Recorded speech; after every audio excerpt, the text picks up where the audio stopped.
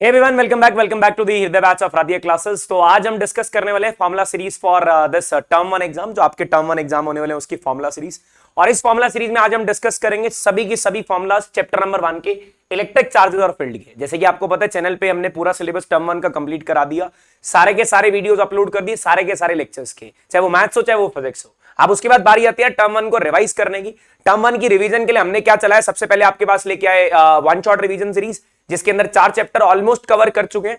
अब यार formula series आ रही है। फॉर्मुला सीरीज के अंदर इस वीडियो के अंदर ये रिकॉर्डेड सेशन है। इस रिकॉर्डेड सेशन के अंदर आपको क्या मिलने वाला है भाई, एक चैप्टर के सारे फॉर्मुलाज मिलने वाले हैं। सिर्फ फॉर्मुलाज होंगे और ज्यादा लेंथी वीडियो नहीं होगा, 15 से 20 मिनट में खत्म कर देंगे। In case you want to revise the formulas you can watch this video. और बता रहा हूं इस वीडियो के बाद अपने शॉर्ट नोट्स बना लेना, और शॉर्ट नोट्स बनाने के बाद आपको सारे फॉर्मुलाज याद हो जाने चाहिए। और अगर फॉर्मुलाज याद हो गए तो भाई एमसीक्यू लगाने से कोई नहीं रोक सकता। एमसीक्यू लगाने के लिए सबसे पहली चीज आपको क्या चाहिए भी, आपको यहाँ पे सारे फॉर्मुलाज आने चाहिए। अगर आपको फॉर्मुलाज आते हैं तो आप डेफिनेटली एमसीक्यूज में अच्छा मार्क्स स्कोर करने वाले हैं। तो आपको पता है जैसे कि टर्म 1 के अंदर एमसीक्यूज क्वेश्चन आने हैं, तो एमसीक्यू क्वेश्चन के लिए सबसे पहले फॉर्मुला चाहिए होंगे। तो ये वीडियो डेडिकेटेड सिर्फ फॉर्मुलाज के लिए। इसके अंदर कोई थियोरेटिकल कंसेप्ट आपको समझाया नहीं जाएगा। अगर आपने कंसेप्ट समझना हो तो आपको सारे वीडियोस चैनल पे मिल जाएंगे। अगर आपने रिवीजन करनी हो तो वन शॉट भी आपको मिल जाएगा, यार सब कुछ मिलेगा। उसके बाद एमसीक्यू सीरीज आने वाली है। एमसीक्यू सीरीज के अंदर टॉप एमसीक्यू सीबीएसई में जो एक्सपेक्टेड है, फिर एसर्शन रीजन, फिर केस स्टडी क्वेश्चन सभी करने वाले हैं। तो भाई इस वीडियो को एंड तक जरूर देखना, और अगर वीडियो बढ़िया लगे तो यार चैनल को सब्सक्राइब जरूर कर देना और अपने दोस्तों के साथ शेयर जरूर कर देना। आज जो चैप्टर कवर करना है वो हमारे पास कौन सा, electric charges and field, chapter number 1 है, क्लास 12 फिजिक्स का। All formulas in one video, term 1 boards में बहुत हेल्पफुल होगा। चलिए शुरुआत करते हैं इसकी।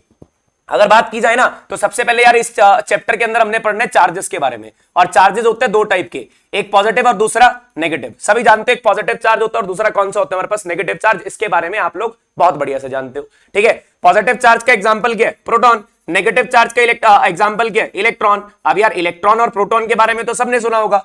इसके ऊपर जो चार्ज होता है वो चार्ज दोनों के ऊपर बराबर होता है 1.6 into 10⁻⁻19 coulomb. Coulomb is the unit of charge. और ये जो E होता है इसे क्या बोलते हैं, basic quantum of charge. This is known as basic quantum of charge. ये चार्ज एक इलेक्ट्रॉन के ऊपर होता है। और मान लो अगर आपने टोटल चार्ज निकालना बॉडी पे, तो भाई टोटल चार्ज निकालने के लिए क्या करोगे, Q is equal to any.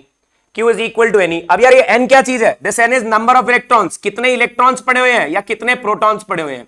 और अगर एक बॉडी के अंदर प्रोटॉन्स ज्यादा है तो प्रोटॉन्स ज्यादा होने से उसके पास क्या होगा, पॉजिटिव चार्ज। इलेक्ट्रॉन ज्यादा है तो भाई नेगेटिव चार्ज। अगर दोनों बराबर है तो वो होगी न्यूट्रल बॉडी।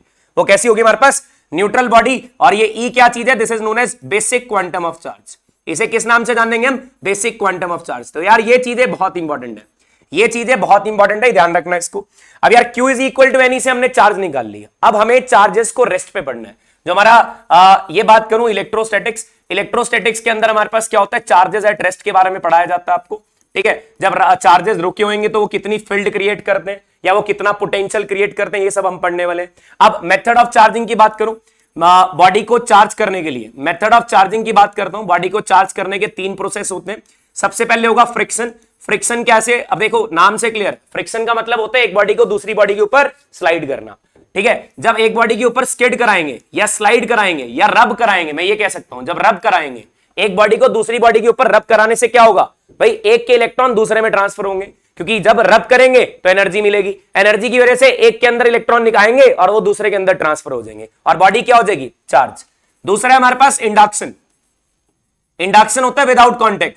विदाउट कॉन्टेक्ट कराने के लिए क्या करोगे भाई, इसके अंदर कॉन्टेक्ट नहीं आना चाहिए। उसको रोड को, एक चार्ज रोड को दूसरे कंडक्टर के पास लेके जाओ। जैसे ही पास लेके जाओगे दूसरे वाला भी चार्ज हो जाएगा, लेकिन अर्थिंग करनी पड़ेगी और वो चार्ज हो जाएगा। तीसरा प्रोसेस हो गया कंडक्शन। कंडक्शन के अंदर क्या होगा, ये इसके अंदर क्या करेंगे हम, एक सिंपल सी बात, कांटेक्ट के साथ दो बॉडीज को कांटेक्ट में रखोगे, हायर चार्ज बॉडी से लोअर चार्ज बॉडी पे क्या हो जाएगा, चार्ज ट्रांसफर होना शुरू हो जाएगा। तो भाई ये इलेक्ट्रोस्टैटिक्स था। पहला फॉर्मूला मिल गया, Q is equal to n e. अब इसके बाद मान लो मैंने क्या करा, दो चार्जेस थे, एक चार्ज था Q1 और दूसरा था Q2। इनके बीच में डिस्टेंस क्या था, R। भाई साहब ये दोनों या तो अट्रैक्ट करेंगे या रिपेल करेंगे, या तो अट्रैक्ट करेंगे या रिपेल करेंगे। अगर ये लाइक चार्जेस हैं, लाइक चार्जेस समझते हो एक जैसे, अगर ये लाइक चार्जेस है, लाइक चार्जेस क्या करेंगे, रिपेल करेंगे। मतलब पॉजिटिव और पॉजिटिव, नेगेटिव और नेगेटिव, नेगेटिव और नेगेटिव ये आपस में रिपेल करेंगे। अनलाइक चार्ज क्या करेंगे, अट्रैक्ट करेंगे। अनलाइक चार्ज आपस में क्या करने वाले हैं, अट्रैक्ट करने वाले हैं। और जब ये अट्रैक्ट करेंगे there is a force of attraction और रिपल्शन। उस फोर्स का फॉर्मूला क्या होगा, दैट इज के Q1 Q2 upon r square, के Q1 Q2 upon r square. और ये किसने बताया था, कूलम्स लॉ ने। So this is the Coulomb's law of electrostatics. और ये सबसे इंपॉर्टेंट चीज है कूलम्स लॉ। इस कूलम्स लॉ के बिना आप इलेक्ट्रोस्टैट्स नहीं कर सकते। K Q1 Q2 upon r square. Now it depend, ये के की वैल्यू कितनी है 1/4 पाई एप्सिलॉन नॉट, लेकिन ये वैल्यू किसके अंदर है, वैक्यूम के अंदर। ये वैल्यू किसके अंदर है, वैक्यूम के अंदर। अगर चार्जेस को वैक्यूम में रखा गया तो ये वैल्यू होगी। और इसकी न्यूमेरिकल वैल्यू क्या होती है 9 × 10⁹ 9 × 10⁹ लेकिन अगर मीडियम में घुसा दिया, किसी मीडियम में डाल दिया, तो मीडियम में डालने के बाद वैल्यू क्या होगी 1/4 पाई एप्सिलॉन। एप्सिलॉन नॉट नहीं आएगा, एप्सिलॉन आएगा, एप्सिलॉन नॉट नहीं आएगा, ध्यान रखो एप्सिलॉन आएगा ना। ये एप्सिलॉन और एप्सिलॉन नॉट क्या है, ये एप्सिलॉन नॉट क्या होती है, दिस इज द परमिटिविटी। ये परमिटिविटी किसकी है, permittivity of vacuum. This is the permittivity of vacuum, ये वैक्यूम की परमिटिविटी है। और ये एप्सिलॉन, ये किसकी परमिटिविटी है, this is the permittivity of medium, जो कि आपको क्वेश्चन के अंदर दे रखी होगी, जो कि आपको क्वेश्चन के अंदर दे रखी होगी। बातें समझो, परमिटिविटी है, परमिटिविटी मीडियम की प्रॉपर्टी है। और भाई मीडियम की प्रॉपर्टी है, ये मीडियम पे डिपेंड करेगा भी फोर्स कितनी लग रही है। तो आपको पता होना चाहिए the force is 1/4 pi epsilon naught Q1 Q2 upon r square in case of vacuum. The force is 1/4 pi epsilon Q1 Q2 upon r square in case of medium. Medium के केस में बढ़िया से समझो इस बातों को। अब चलो, अब यार हमें हमेशा एक चीज और दे रखी होगी, रिलेटिव परमिटिविटी। एक चीज और दे रखी होगी, रिलेटिव परमिटिविटी। ये रिलेटिव परमिटिविटी और इसका दूसरा नाम होता है डाइलेक्ट्रिक कांस्टेंट। इसका दूसरा नाम क्या होगा हमारे पास, डाइलेक्ट्रिक कांस्टेंट। भाई सिंबल है एप्सिलॉन आर और के। रिलेटिव परमिटिविटी के लिए एप्सिलॉन आर, डाइलेक्ट्रिक कांस्टेंट के लिए के। डेफिनेशन दोनों की सेम, डेफिनेशन दोनों की सेम होगी। क्या डेफिनेशन होगी, it is defined as the ratio of force experience by charges in vacuum to the force experience by the charges in medium. भाई वैक्यूम अपॉन मीडियम होता है, ध्यान रखना, वैक्यूम अपॉन मीडियम होता है। तो इसका मतलब अगर आपने मीडियम में फोर्स निकालनी हो तो वैक्यूम के फोर्स को के से डिवाइड करना पड़ेगा। इसका मतलब चार्जेस को मीडियम में रखते ही, चार्जेस को मीडियम में रखते ही फोर्स के टाइम डिक्रीज हो जाती है, फोर्स के टाइम डिक्रीज हो जाती है। और ये के क्या है, डाइलेक्ट्रिक कांस्टेंट। अपने दिमाग में इन बातों को बिठाओ, बढ़िया चीजें हैं ये। फोर्स के टाइम्स क्या हो जाएगी, डिक्रीज हो जाएंगी। चलो भाई, अब यहां से फोर्सेस की सारी बात कर ली। अब किसके ऊपर चलूंगा, जो मैं ये एप्सिलॉन, एप्सिलॉन नॉट या फिर एप्सिलॉन आर या फिर ये डाइलेक्ट्रिक कांस्टेंट, जो भी चीजें हैं इनके यूनिट निकाल लूंगा, इनके यूनिट निकाल लूंगा। चलो, unit of epsilon, unit of epsilon और एप्सिलॉन नॉट, फॉर्मूला क्या सुना 1/4 pi epsilon naught Q1 Q2 upon r square. चलो भाई, फोर्स के लिए newton, 4 pi is a constant, इसके कोई यूनिट नहीं होंगे। एप्सिलॉन नॉट के यूनिट निकालने हैं, चार्ज के coulomb, coulomb square upon metre square. घुमा दो इधर, एप्सिलॉन नॉट इधर ले जाओ, coulomb square upon newton metre square. तो क्या बनेगा, unit of epsilon naught will be newton -1 metre -2 coulomb 2, newton -1 metre -2 coulomb 2। ठीक है, अब निकालते इसके डायमेंशंस। डायमेंशंस निकालने भी बहुत आसान, पेपर में पूछ सकते हैं, तभी बार बार निकलवा रहा हूं यूनिट। अब डायमेंशंस की बात करता हूं। भाई देखो, सिंपल सी एक बात करो, कूलम के लिए होता है चार्ज होता है, अगर ये चार्ज है तो इसके डायमेंशन क्या होंगे 80, 80 का क्या हो जाएगा स्क्वायर। और न्यूटन किसके यूनिट है, फोर्स के, फोर्स के डायमेंशन क्या होते हैं MLT -2। और मीटर लेंथ के लिए, लेंथ के लिए क्या आएगा L स्क्वायर, लेंथ के लिए क्या आएगा L स्क्वायर। ठीक है, थोड़ा स्क्रीन से बाहर चला गया, लो जी वापस ले आते हैं। चलो भी, इसके डायमेंशन कैलकुलेट करने हो, बढ़िया तरीके से कैलकुलेट करते हैं। मास तो एक ही है M-1, ऊपर जाके L यहां से 3 हो जाएगा, L3, और t की पावर -2 इधर, 2 इधर, t की पावर 4 और a की पावर 2। लो भाई, ये डायमेंशन आ गए। इनकेस कुछ गलत हो ना, मान लो ये तो है रिकॉर्डेड सेशन, अगर कोई मिस्टेक हो जाती है तो भाई कमेंट करके बता दो, कमेंट सेक्शन में जाके, कमेंट सेक्शन में आपका कमेंट को पिन कर दिया जाएगा। ये डायमेंशन निकाल लिए, M-1, L3, T4 और A2, T4 और A2। ठीक है, ये डायमेंशन निकल गए। तो भाई कूलम्स लॉ की हर एक चीज क्लियर होगी, हर फंडा क्लियर हो गया। वैक्यूम में फोर्स कैसे निकलती है, मीडियम में फोर्स कैसे निकलती है, और उसके बाद अगर इन दोनों को रिलेट कराना हो तो डाइलेक्ट्रिक कांस्टेंट से रिलेट कराते हैं। चलिए, अब इसके बाद आते हैं हमारे पास प्रिंसिपल ऑफ सुपरपोजिशन। क्या मैं फोर्सेस को डायरेक्टली ऐड कर सकता हूं? सबका आंसर आएगा नहीं। क्यों नहीं कर सकता? क्योंकि यार फोर्सेस होती है वेक्टर क्वांटिटी। अगर वेक्टर क्वांटिटी है तो टोटल फोर्स निकालने के लिए सारी फोर्सेस का, जितने भी चार्ज उसके ऊपर फोर्स लगा रहे होंगे, सबका क्या करना है, वेक्टर सम करना है। ठीक है, इसके लिए यार एक छोटी सी ट्रिक बता देता हूं। अगर दो फोर्सेस सेम डायरेक्शन में, अगर दो फोर्सेस सेम डायरेक्शन में, नेट फोर्स निकालने के लिए क्या करोगे, सिंपली ऐड कर दो। नेट फोर्स निकालने के लिए क्या करोगे, सिंपली ऐड कर दो, मैग्नीट्यूड बढ़ा ऐड कर दो। इसका मैग्नीट्यूड ऐड क्यों करेंगे, क्योंकि दोनों सेम डायरेक्शन में है। क्योंकि दोनों सेम डायरेक्शन में, सेम डायरेक्शन में सिंपली ऐड, ठीक है। और अगर अपोजिट डायरेक्शन है, अगर अपोजिट डायरेक्शन है तो नेट फोर्स कैसे निकाल लोगे, दोनों को माइनस कर दो, और माइनस बड़े में से छोटे वाला करना, बड़े में से छोटे वाला, ये ना छोटे में से बड़े वाला माइनस कर दो, ठीक है। और उसके बाद मान लो ये फोर्सेस कोई सर्टेन एंगल बना रहे होते, F1 और F2 के बीच में कितना एंगल होता है, थीटा। F1 और F2 के बीच में कितना एंगल होता है, थीटा। इस केस में कुछ नहीं कर सकते, इसके अंदर आपको क्या करना पड़ेगा, इसका रिजल्टेंट यहां कहीं बीच में आएगा, और ये रिजल्टेंट अल्फा एंगल बनाएगा किसके साथ, F1 के साथ, ठीक है। तो यहां से रिजल्टेंट निकालने का फॉर्मूला, रिजल्टेंट फोर्स का formula under root of F1 square plus F2 square plus 2F1 F2 cos theta. याद रखो, सारे फोर्सेस लगाएंगे, दो सेम चार्जेस क्या करेंगे, रिपेल, और अनलाइक चार्जेस क्या करेंगे, अट्रैक्ट। रिपेल करने का मतलब दूर भागेंगे, अट्रैक्ट करने का मतलब कहां आएंगे, पास आएंगे, ठीक है। और यहां से tan अल्फा निकालना, डायरेक्शन निकालनी हो भाई, एंगल बन रहा है F1 के साथ, 11th में पढ़ा था, ट्रायंगल लॉ और parallelogram law of vector addition. tan alpha का फॉर्मूला क्या फॉर्मूला होगा, F2 sin theta upon F1 plus F2 cos theta, F1 plus F2 cos theta. बढ़िया तरीके से समझो इसको, ठीक है। चलिए यार, ये सारा कुछ कूलम्स लॉ से रिलेटेड हो गया, कैसे फोर्सेस ऐड करनी है, क्या फोर्स का फॉर्मूला होता है, K Q1 Q2 upon R square होता है, और K की value 9 into 10 raise to power 9 होती है। ये सब कुछ डिस्कस हो गया। अब चलते हैं अगले पार्ट की तरफ, that is about electric field, that is about electric field. ये भी बहुत इंपॉर्टेंट पोर्शन है। ये इलेक्ट्रिक फील्ड क्या होती है, मान लो एक चार्ज रखा है, इसको बोलते हैं सोर्स चार्ज। जिसकी इलेक्ट्रिक फील्ड निकालनी है ना, जिसकी इलेक्ट्रिक फील्ड निकालनी है उसे बोलते हैं सोर्स चार्ज। और ये सोर्स चार्ज पॉजिटिव भी हो सकता है, नेगेटिव भी हो सकता है, कैसा भी हो सकता है। Source charge can be positive as well as negative, ठीक है। अब क्या करूंगा यार, इसके अराउंड एक चार्ज रख के देखूंगा, अगर इस चार्ज ने, देखो इलेक्ट्रिक फील्ड की बेसिकली बात करूं, ये स्पेस होता है, ये वो स्पेस होता है जिसके अंदर दूसरे चार्जेस आके फोर्स एक्सपीरियंस करते हैं।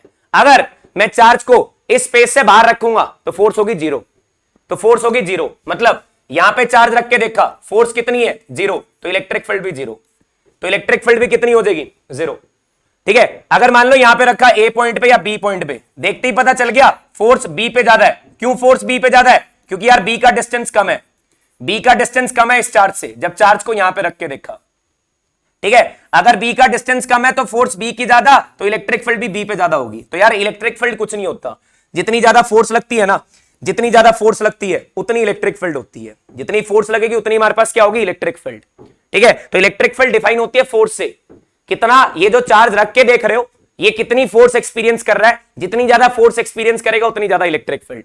अब यार ये चार्ज कौन सा है, जो चार्ज रख के देखते हैं वो कौन सा होता है, टेस्ट चार्ज। और टेस्ट चार्ज का मैग्नीट्यूड स्मॉल होगा, टेस्ट चार्ज का मैग्नीट्यूड स्मॉल होगा ताकि इसकी इलेक्ट्रिक फील्ड को डिस्टर्ब ना करे, ताकि इसकी इलेक्ट्रिक फील्ड को डिस्टर्ब ना करे, ठीक है। तो ध्यान रखो इसको। अब यार इलेक्ट्रिक फील्ड का फॉर्मूला, इलेक्ट्रिक फील्ड का फॉर्मूला होता है force experience by unit positive test charge. इस टेस्ट चार्ज को जिसको रख के देखा उसने कितनी फोर्स एक्सपीरियंस करी, फोर्स एक्सपीरियंस पर यूनिट टेस्ट चार्ज। बड़े बात समझ गए। तो यार इसकी यूनिट देखो, इसकी यूनिट क्या होगी, न्यूटन पर कूलम, और इसका अगर मैग्नीट्यूड निकाल लूं 1/4 pi epsilon naught q naught upon में r square divided by q naught, ये कैंसिल आउट कर दो। क्यों, फोर्स को, फोर्स के अंदर तो दोनों चार्जेस आएंगे, डिवाइड कर दिया टेस्ट चार्ज से, इलेक्ट्रिक फील्ड क्या बची, के क्यू अपॉन आर स्क्वायर, के क्यू अपॉन आर स्क्वायर। तो भाई इलेक्ट्रिक फील्ड सिर्फ किस पे डिपेंड करती है, सोर्स चार्ज पे। इलेक्ट्रिक फील्ड फिर किस पे डिपेंड करती है, सोर्स चार्ज पे। Electric field independent of test charge है। आपने टेस्ट चार्ज कितना रख के देखिए उसका कोई मतलब नहीं है, आपने टेस्ट चार्ज कितना रखा उसका कोई मतलब नहीं है। बात समझे इसको, बढ़िया तरीके से समझो, ठीक है। F upon Q not, force किसके बराबर होगी, फोर्स किसके बराबर होगी, क्यू नॉट ही। बढ़िया तरीके से समझो, अगर एक चार्ज पार्टिकल को इलेक्ट्रिक फील्ड में रखा जाता है तो उसके ऊपर फोर्स कितनी होगी हमारे पास, क्यू नॉट ही। समझ गए इस बात को, चलिए बहुत बढ़िया। एक्सियल पॉइंट और इक्वेटोरियल पॉइंट पे डायपोल की बात करते हैं। पहले किसकी बात करेंगे, इलेक्ट्रिक डायपोल की, या इलेक्ट्रिक फील्ड हमने निकाल ली, सिस्टम ऑफ चार्जेस की वजह से निकाल लिया। Next topic is continuous charge distribution. उससे पहले ये करा देते हैं, कॉन्टिन्यूअस चार्ज डिस्ट्रीब्यूशन। अरे यार ये तो बहुत आसान है। कॉन्टिन्यूअस चार्ज डिस्ट्रीब्यूशन में क्या बोला गया, चार्ज को एक पॉइंट चार्ज, कूलम्स लॉ सिर्फ पॉइंट चार्जेस पे वैलिड है। अगर चार्जेस को एक पॉइंट पे रखा जाता है, तो अगर चार्ज को फैला के रखा गया, डिस्ट्रीब्यूट करके रखा गया, तब क्या करोगे, तब चार्जेस के कंडीशन में क्या कूलम्स लॉ डायरेक्टली वैलिड होगा, नहीं होगा। क्यों, यहां पे सिर्फ पॉइंट चार्जेस के लिए वैलिड होता है, ये पूरे सिस्टम के लिए वैलिड नहीं होता। अगर आप चार्ज को बांट के रख दोगे, मैंने यहां पे चार्ज को बांट के रख दिया, मतलब डिवाइड यूनिफॉर्मली डिस्ट्रीब्यूट कर दिया, तो कूलम्स लॉ डायरेक्टली एप्लीकेबल नहीं है। इसके लिए क्या करना पड़ेगा, एक छोटा पोर्शन उठाना पड़ेगा। इस छोटे से पोर्शन का चार्ज dq, इसकी लेंथ कितनी है dl, ठीक है। इसकी लीनियर चार्ज डेंसिटी, इसकी लीनियर चार्ज डेंसिटी क्या रहने वाली है, फिक्स रहने वाली है। और वो लीनियर चार्ज डेंसिटी का सिंबल क्या होता है, लैम्डा। उसका फॉर्मूला क्या होता है, चार्ज अपॉन लेंथ, या फिर dq अपॉन dl, या फिर dq अपॉन dl। याद रखो, यहां से आप इस लैम्डा की हेल्प से ये छोटा सा चार्ज निकाल लोगे, क्या आएगा, लैम्डा इंटू डीएल। और लैम्डा इंटू डीएल निकालने के बाद आपका आंसर आ जाएगा। कैसे निकाल लोगे, इस छोटे से चार्ज के लिए ध्यान रखो, इस छोटे से चार्ज से इसके ऊपर फोर्स निकाल दोगे। उस छोटी फोर्स का फॉर्मूला क्या होगा, के D Q Q naught upon, ये डिस्टेंस कितना उठा लेता हूं, आर, आर स्क्वायर। ये छोटी फोर्स आ गई, इस छोटी फोर्स का इंटीग्रेशन कर देना, टोटल फोर्स आ जाएगी। ये छोटा सा पोर्शन फोर्स लगाएगा और छोटे से पोर्शन का चार्ज है dq, निकलेगा कैसे, इस लैम्डा के फॉर्मूला का यूज करके, लैम्डा का यूज करके, that is dq is equal to lambda dl, dq is equal to lambda dl। बात समझे। लेकिन यार डिस्ट्रीब्यूशन और तरीके से भी हो सकता है। अब डिस्ट्रीब्यूशन कैसे होगा, सरफेस पे, मतलब उसके एरिया में डिस्ट्रीब्यूट कर दो, सरफेस चार्ज डिस्ट्रीब्यूशन। और अगर सरफेस चार्ज डिस्ट्रीब्यूशन आया ना, सपोज पूरा चार्ज कितना था हमारे पास, मैंने इसके सरफेस पे चार्ज को डिस्ट्रीब्यूट कर दिया, स्फेयर के सरफेस पे चार्ज को डिस्ट्रीब्यूट कर दिया, कितना चार्ज डिस्ट्रीब्यूट करा, Q। और इसका टोटल एरिया कितना दे रखा है हमारे पास, A। एरिया कितना दे रखा है, A, तो इसकी होती है सरफेस चार्ज डेंसिटी। जैसे यहां पे लीनियर चार्ज डेंसिटी है, इधर क्या होगी, surface charge density. Here the surface charge density, इधर क्या होने वाली है, सरफेस चार्ज डेंसिटी। तो इस सरफेस चार्ज डेंसिटी का फॉर्मूला क्या होगा, इसका फॉर्मूला क्या होगा, चार्ज अपॉन एरिया। या जो छोटा पोर्शन आप कंसिडर करोगे, या जो छोटा पोर्शन आप कंसिडर करोगे, उसका चार्ज डिवाइडेड बाय उसका एरिया, dq बाय dA, या फिर dq बाय d होगा। तो यार ये चीजें याद रखो। कॉन्टिन्यूअस चार्ज डिस्ट्रीब्यूशन के लिए कूलम्स लॉ डायरेक्टली वैलिड नहीं है, छोटा सा पोर्शन उठाना पड़ता है। छोटे से पोर्शन की जो डेंसिटी होगी और जो पूरे स्फीयर की डेंसिटी होगी, दोनों आपस में बराबर होती हैं, दोनों आपस में क्या होती हैं, इक्वल होती हैं। ये चीजें आपको याद रखनी है, ये चीजें आपको क्या याद रख, इसके अंदर लर्न करनी पड़ेंगी। और फिर उसके बाद आ गया वॉल्यूम चार्ज डिस्ट्रीब्यूशन। नेक्स्ट आया हमारे पास वॉल्यूम चार्ज डिस्ट्रीब्यूशन। अब ये 3D डिस्ट्रीब्यूशन है, अब ये 3D डिस्ट्रीब्यूशन है, याद रखना। इस वॉल्यूम चार्ज डिस्ट्रीब्यूशन में क्या किया जाता है, चार्ज को पूरा अंदर डिवाइड कर दिया जाएगा। चार्ज को पूरा अंदर डिवाइड कर दिया गया, तो इसके लिए भी यार थोड़ा सा छोटा सा पोर्शन उठाना पड़ेगा। वो छोटे से पोर्शन का चार्ज क्या होगा, dq, इसका वॉल्यूम क्या होगा, dv। और यहां पे टोटल चार्ज कितना होगा, q, और इसका टोटल वॉल्यूम कितना होगा, v, और इसका टोटल वॉल्यूम कितना होगा, v। बात समझ रहे हो। अब यहां पे कूलम्स लॉ डायरेक्टली वैलिड नहीं है, छोटा पोर्शन उठाना पड़ेगा। छोटे पोर्शन के लिए क्या सेम रहेगी, वॉल्यूम चार्ज डेंसिटी।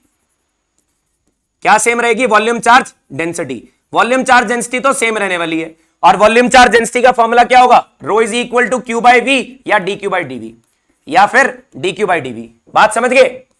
यहां से रो क्यू बाई वी होगा या डी क्यू बाई डीवी होगा। ये चीजें समझो यार, ये बहुत इंपॉर्टेंट है। Volume charge distribution, surface charge distribution, line charge distribution, ये चीज बहुत इंपॉर्टेंट, ठीक है। अगला टॉपिक आता है इलेक्ट्रिक डायपोल। अगला टॉपिक आता है इलेक्ट्रिक डायपोल। इलेक्ट्रिक डायपोल में दो चार्जेस होते हैं, एक पॉजिटिव चार्ज होता है, एक नेगेटिव चार्ज। सेम मैग्नीट्यूड का होना चाहिए। Two equal and opposite charges separated by small distance will form an electric dipole, उसे इलेक्ट्रिक डायपोल बोलते हैं। ये इलेक्ट्रिक डायपोल होगा और इसका डिस्टेंस बीच में कितना होगा, 2a। अब यार ये 2a क्यों लिया, क्योंकि यार मुझे जितनी भी कैलकुलेशन करनी है सारी सेंटर से, और अगर इसको दो इक्वल पार्ट में डिवाइड करना है a और a में, इसलिए मैंने टोटल डिस्टेंस कितना ले लिया, 2a। इसलिए टोटल डिस्टेंस कितना उठाया, 2a। देखो भाई, अब इसकी निकलती है dipole moment. Dipole moment is the product of either of the charge and distance between two charges.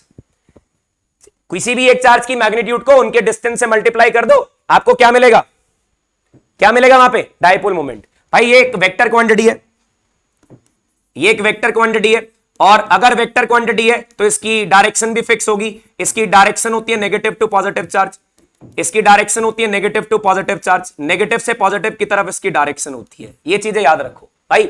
Negative charge जहां पड़ा है ना, नेगेटिव से पॉजिटिव की तरफ बढ़ा, तो ये डायपोल मोमेंट की डायरेक्शन है। इस तरफ डायपोल मोमेंट होगी, that is from negative to positive. I hope आप ये बातें समझ रहे होंगे। स्पीड अप करके चल रहा हूं क्योंकि हमारे लिए ये फॉर्मूला सीरीज सिर्फ फॉर्मूला लेके आई है। इसके अंदर सिर्फ आपको फॉर्मूला बताने हैं और सारे लिख के बढ़िया तरीके से फॉर्मूलाज बता रहा हूं, ठीक है। अब यार डायपोल की इलेक्ट्रिक फील्ड निकालनी है, कहां पे निकालनी है, एक्सियल पॉइंट पे। तो ये रिजल्ट आप याद रखोगे, एक्सियल पॉइंट का रिजल्ट। मान लो एक चार्ज पॉजिटिव है और दूसरा नेगेटिव है, इनके बीच में डिस्टेंस कितना है, 2a। इनके बीच में डिस्टेंस कितना है, 2a, तो क्या बन गया, dipole.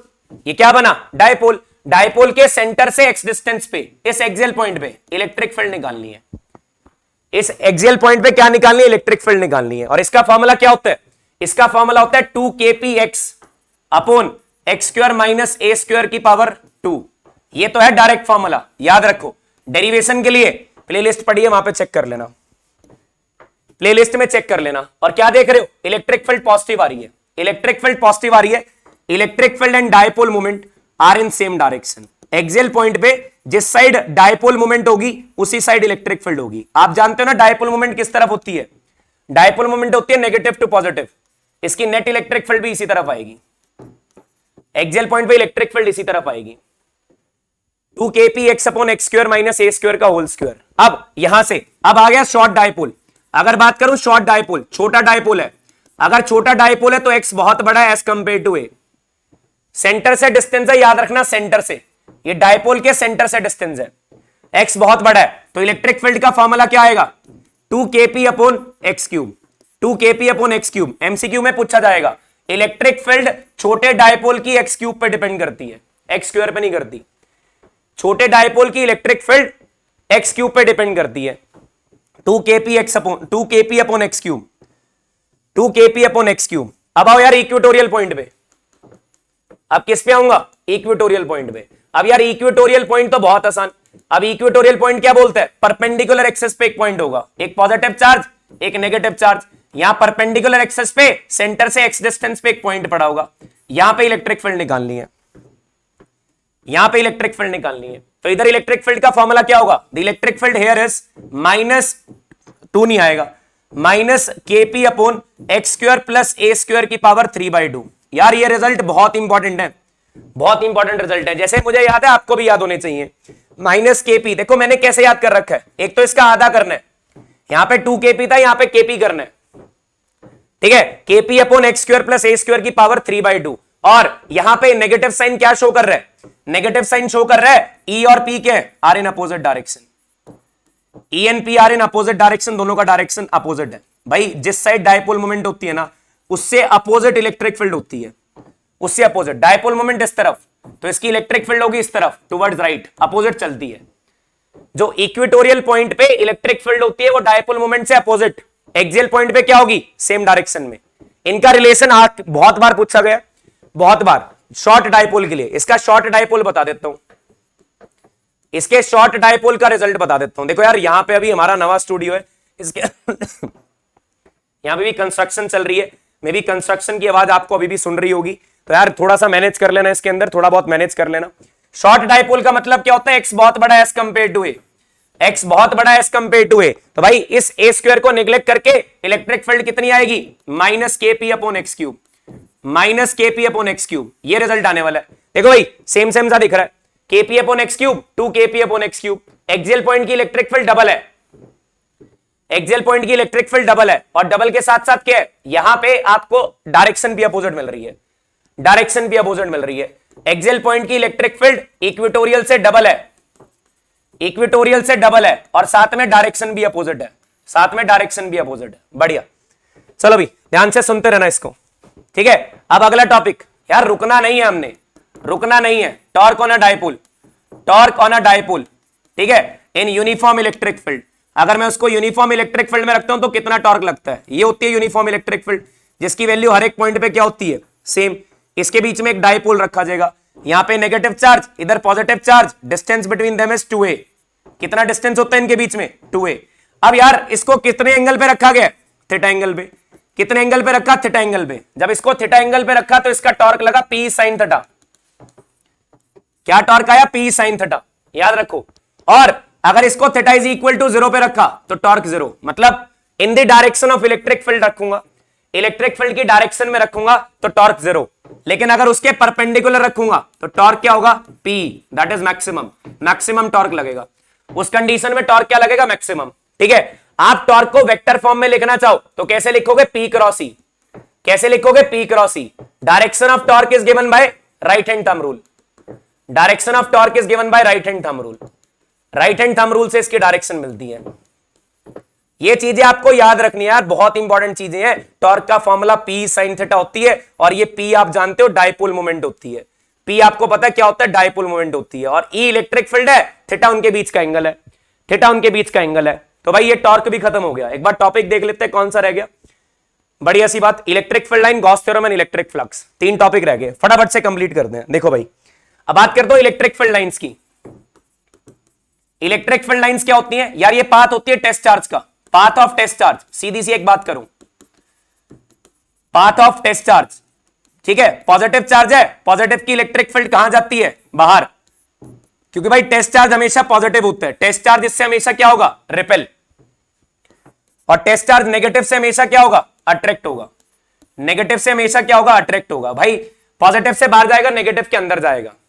Electric field line positive से बाहर जाती है, नेगेटिव के अंदर जाती है। मान लो मैंने डायपोल बनाना है, डायपोल का मतलब एक पॉजिटिव चार्ज और एक नेगेटिव चार्ज, तो यहां से पॉजिटिव से निकल के नेगेटिव के अंदर, पॉजिटिव से निकल के नेगेटिव के अंदर, पॉजिटिव से निकल के नेगेटिव के अंदर, पॉजिटिव से निकल के नेगेटिव के अंदर, ठीक है। और इलेक्ट्रिक फील्ड लाइन कंडक्टर के हमेशा परपेंडिकुलर, इसका प्रूफ आपको बता रखा है, कंडक्टर के हमेशा क्या रहेगी, परपेंडिकुलर, हमेशा इलेक्ट्रिक फील्ड कंडक्टर के परपेंडिकुलर रहेगी। और अगर कंडक्टर होलो है, एक तो हमेशा परपेंडिकुलर, और अगर कंडक्टर होलो है, होलो कंडक्टर के अंदर इलेक्ट्रिक फील्ड कितनी होती है, 0। There is a 0 electric field inside the hollow conductor. खाली कंडक्टर के अंदर कोई इलेक्ट्रिक फील्ड नहीं होती, और अगर सरफेस पे इलेक्ट्रिक फील्ड होगी तो परपेंडिकुलर होगी, सरफेस पे इलेक्ट्रिक फील्ड होगी तो परपेंडिकुलर होगी, याद रखो, बढ़िया बात, बहुत इंपॉर्टेंट चीजें। कंडक्टर पे इलेक्ट्रिक फील्ड होगी तो परपेंडिकुलर होगी। अब आओ यार इलेक्ट्रिक फ्लक्स पे। इलेक्ट्रिक फ्लक्स क्या होता है, इलेक्ट्रिक फ्लक्स होता है number of electric field lines, number of electric field lines passing the surface normally, passing the surface normally, जो इसके परपेंडिकुलर निकल रही है। मान लो हमारे पास कोई एरिया इस टाइप से हुआ, इसका एरिया कितना दे रखा था हमारे को, ए, और सारा का सारा मैग्नेटिक फील्ड परपेंडिकुलर निकल रहा था, तो इसके फ्लक्स का फॉर्मूला क्या होगा, perpendicular magnetic field into area, perpendicular magnetic field into area, ठीक है। फ्लक्स का फॉर्मूला क्या होगा, बी ए।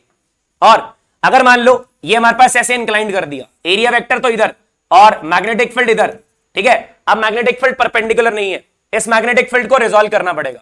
इधर कंपोनेंट क्या आएगा, बी कॉस थीटा, और इस तरफ बी साइन थीटा, और इस तरफ बी साइन थीटा। कौन सा कंपोनेंट परपेंडिकुलर दिख रहा है, बी कॉस थीटा। तो भाई ये फ्लक्स बनाएगा, इसका फ्लक्स में कोई कंट्रीब्यूशन नहीं है, इसका फ्लक्स में कोई कंट्रीब्यूशन नहीं है, तो भाई फ्लक्स का क्या बनेगा, this is b cos theta into a. तो फ्लक्स का फॉर्मूला क्या बनेगा, b a cos theta, cos हटा के कौन सा प्रोडक्ट आता है, डॉट, तो b dot a. Magnetic field और एरिया का डॉट प्रोडक्ट है, मैग्नेटिक फील्ड एरिया का, मैग्नेटिक फील्ड और एरिया का, एरिया वेक्टर का डॉट प्रोडक्ट है, पता है ना, एरिया एक वेक्टर क्वांटिटी है। कैसे, ये एरिया है, इसका नॉर्मल वेक्टर इसकी डायरेक्शन को रिप्रेजेंट करता है, ये एरिया है, इसका नॉर्मल वेक्टर इसकी डायरेक्शन को रिप्रेजेंट करता है। तो area is a vector quantity, you need to remember this. Area एक वेक्टर क्वांटिटी है, area is a vector quantity. चलो अभी बी डॉट ए याद रखो, और डॉट प्रोडक्ट हो रहा है तो स्केलर क्वांटिटी, डॉट प्रोडक्ट हो रहा है तो स्केलर क्वांटिटी। ओहो, मैग्नेटिक फ्लक्स करा दिया, इलेक्ट्रिक फ्लक्स है यार, कोई बात नहीं, थोड़ी सी मिस्टेक हो गई है, मैं यार ये चलता रहता है मेरे साथ अक्सर, मैं ऐसे ही करता हूं। This is not a magnetic field, this is a electric field, तो इलेक्ट्रिक फ्लक्स है ई डॉट ए होगा। रुकिए रुकिए, सबर कीजिए, this is E sine theta, E cos theta, E cos theta, E cos theta, E dot A, E dot A, here E into area, यहां पे electric field है, दोनों सेम चलते हैं यार, एक ही बात है। मैग्नेट जो number of electric field line passing the surface normally, electric field जो परपेंडिकुलर निकल के जा रही है, जो इलेक्ट्रिक फील्ड परपेंडिकुलर निकल के जा रही है। अब मान लो नॉन यूनिफॉर्म एरिया होता है, मान लो ऐसा कोई एरिया घुमा दिया, यहां से ये नॉन यूनिफॉर्म है, इसका एरिया नहीं पता, नॉन वेरिएबल है, वेरिएबल के लिए एक छोटा सा पोर्शन आएगा, इस छोटे से पोर्शन की इलेक्ट्रिक फील्ड इधर, इधर कंपोनेंट क्या आएगा, ई कॉस थीटा, ये इसका छोटा सा फ्लक्स निकलेगा पहले, वो छोटा फ्लक्स क्या होगा, E D A cos theta, क्योंकि छोटे से एरिया का था, तो ये छोटा फ्लक्स किसके बराबर होगा, ई डॉट डी ए, छोटा फ्लक्स किसके बराबर होगा, ई डॉट डी ए। और अगर मुझे टोटल फ्लक्स निकालना है, अगर टोटल फ्लक्स निकालना है तो इस ई डॉट ए का क्या करना पड़ेगा, इंटीग्रेशन करना पड़ेगा, टोटल इलेक्ट्रिक फ्लक्स आ जाएगा। तो भाई याद रख लो फॉर्मूले, वैसे तो बेसिकली यही होता है, ई ए या ई ए कॉस थीटा या ई डॉट ए, या फिर हमारे पास फॉर्मूला क्या होगा, integration of E dot D A, integration of E dot D A, ये फ्लक्स का फॉर्मूला बना। तो भाई फ्लक्स के अंदर magnetic electric field line perpendicular निकलनी चाहिए, और गॉस थ्योरम ने क्या बोला, किसी भी क्लोज सरफेस का, कोई भी क्लोज सरफेस हो, ये सिर्फ क्लोज सरफेस की बात करते हैं, किसी भी क्लोज सरफेस के अंदर अगर मैं कोई चार्ज रख देता हूं तो इसका इलेक्ट्रिक फ्लक्स किसके बराबर होगा, क्यू बाई एप्सिलॉन नॉट। इसका इलेक्ट्रिक फ्लक्स किसके बराबर होगा, क्यू बाई एप्सिलॉन नॉट। और भाई ये सिर्फ अंदर वाले चार्ज की बात करते हैं। मान लो मैंने यहां पे Q1 रखा, इधर Q2 रखा और इधर Q3 रखा, तो इसका टोटल फ्लक्स किसके बराबर होगा, Q1 plus Q2 plus Q3 divided by epsilon not, total charge upon epsilon not. बाहर वाले चार्ज का इससे कोई रोल नहीं होता। अगर बाहर एक और चार्ज रख दिया Q4, इसका उससे कोई रोल नहीं है, बाहर वाले चार्ज से कोई डील नहीं करेगा ये, ठीक है। तो टोटल फ्लक्स याद रखो, total charge enclose divided by epsilon not. ये फ्लक्स का दूसरा फॉर्मूला जो किसने बताया था, ये बताया था गॉस थ्योरम ने, that is 1 by epsilon not times the total charge enclosed by the surface. बाहर वाले चार्ज का इससे कोई लेने देना नहीं है, बाहर वाले चार्ज का इससे कोई लेने देना नहीं है, ठीक है। अब इसके बाद बढ़िया, बहुत बढ़िया। अब इसके बाद application of Gauss theorem. Application of Gauss theorem में, गॉस थ्योरम की एप्लीकेशन की वजह से उन्होंने दो चीजों की इलेक्ट्रिक फील्ड निकाल ली। सबसे पहले निकाली एक लाइन चार्ज की वजह से, मान लो एक लाइन पे चार्ज को डिस्ट्रीब्यूट कर दिया, यूनिफॉर्मली डिस्ट्रीब्यूट कर दिया, एक लाइन पे चार्ज को यूनिफॉर्मली डिस्ट्रीब्यूट कर दिया। और यार ये डिस्ट्रीब्यूशन है लीनियर, अगर ये लीनियर डिस्ट्रीब्यूशन है ना तो इसकी लीनियर चार्ज डेंसिटी लैम्डा दे रखी है, इसकी लीनियर चार्ज डेंसिटी आपको लैम्डा गिवन होगी, ठीक है। मुझे इसकी इलेक्ट्रिक फील्ड निकालनी थी कहां पे, मुझे इसकी इलेक्ट्रिक फील्ड कहां निकालनी थी, we have to calculate electric field at a distance r, ठीक है। यहां पे इलेक्ट्रिक फील्ड कितनी आई थी, lambda upon 2 pi epsilon not into r। याद रखो ये रिजल्ट गॉस थ्योरम का एप्लीकेशन है। और अगर इसका ग्राफ बनाया जाए, भाई ये इलेक्ट्रिक फील्ड r के साथ कैसे वेरी कर रही है, तो इसका ग्राफ कैसा बनेगा, डिक्रीजिंग, ऐसे डिक्रीज होता हुआ, ऐसे डिक्रीज होता हुआ, क्योंकि यार इनवर्सली प्रोपोर्शनल है, r के बढ़ने से इलेक्ट्रिक फील्ड कम होगी, r के बढ़ने से इलेक्ट्रिक फील्ड क्या होगी, कम होगी। चलिए बहुत बढ़िया। अब इसके बाद एक और बताया, मान लो हमारे पास थिन शीट पड़ी हुई है, इस थिन शीट की वजह से इलेक्ट्रिक फील्ड निकालनी है।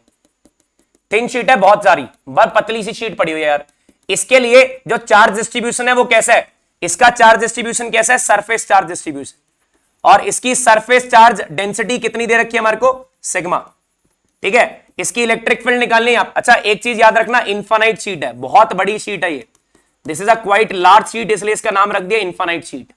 यहां से r डिस्टेंस पे इलेक्ट्रिक फील्ड निकालनी है, ठीक है। इस इलेक्ट्रिक फील्ड का फॉर्मूला क्या होगा, sigma upon 2 epsilon not, sigma upon 2 epsilon not. और इसका वेरिएशन ड्रॉ करूं तो भाई यहां पे इलेक्ट्रिक फील्ड r के साथ डिपेंड ही नहीं कर रही, ये ग्राफ बनने वाला है।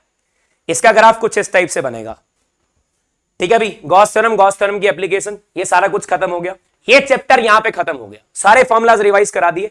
हार्डली आपको 30 से 32 मिनट्स लगे, तो भाई इन 30 मिनट्स में आपको एक चैप्टर रिवाइज करा। ऐसे सभी फॉर्मुला सीरीज पूरी कंप्लीट फिजिक्स की टर्म 1 की इस हफ्ते के अंदर अपलोड कर दी जाएगी, ठीक है। तो भाई चैनल को सब्सक्राइब कर लेना, वीडियो को लाइक जरूर कर देना, दोस्तों के साथ शेयर कर दो, सबको फॉर्मुलास पता लगने चाहिए। आधे घंटे में पूरा चैप्टर कंप्लीट करेंगे फॉर्मुलास के साथ। तो बढ़िया से लाइक ठोक दो, सब्सक्राइब कर दो, शेयर करते रहो। Thank you so much. और राधिका क्लासेस को बहुत ऊपर तक आप लोगों ने लेके जाना है। Thank you so much.